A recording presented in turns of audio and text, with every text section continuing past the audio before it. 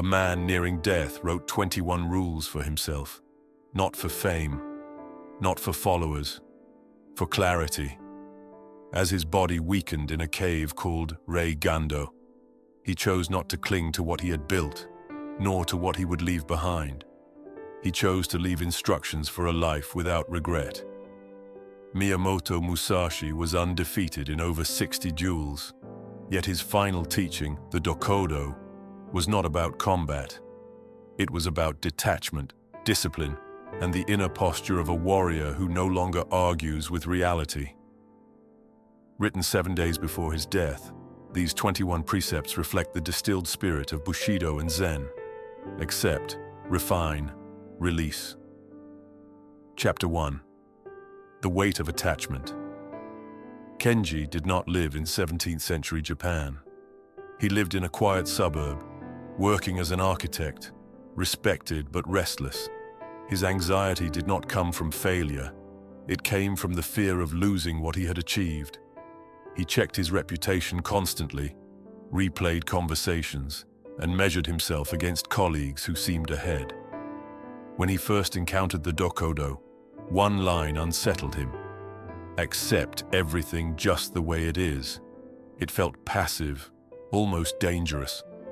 Yet he began to see that his exhaustion came from resisting outcomes he could not control. He was fighting shadows. Musashi's life had been forged in uncertainty. Duels at dawn, shifting loyalties, the constant nearness of death. To survive, he cultivated what Zen teaches, a mind that does not cling. Acceptance was not surrender of effort, it was surrender of complaint. Kenji began a simple practice. Each time a plan changed or criticism arrived, he would say internally, "This too is the path." Chapter 2. The Discipline of Elimination. Another precept reads, "Do not seek pleasure for its own sake." This is not a rejection of joy, but a warning against dependence. A warrior attached to comfort becomes fragile. Bushido demanded austerity not to punish the body, but to strengthen the spirit. Kenji recognized his quiet addictions, the constant need for validation, the impulse to fill silence with noise, the habit of over-explaining himself. None of these were dramatic flaws, yet together they shaped a restless identity. So he built small, non-negotiable rules. He would not check messages after a set hour. He would let moments of silence remain untouched. He would answer criticism once, calmly, and move on. These were acts of elimination.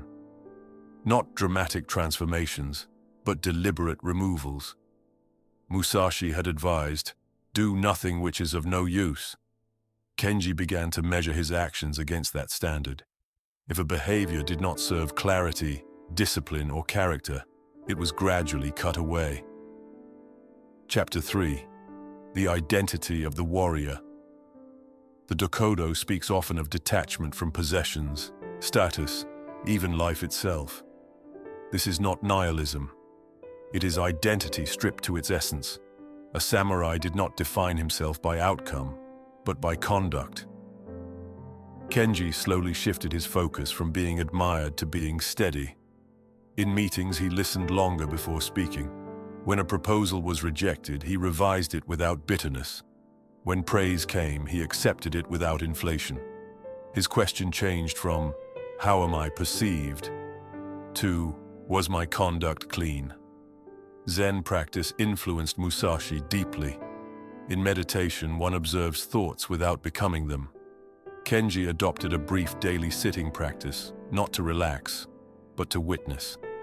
He noticed how often pride and fear tried to guide his decisions. Observing them weakened their authority. Chapter 4. Living without regret.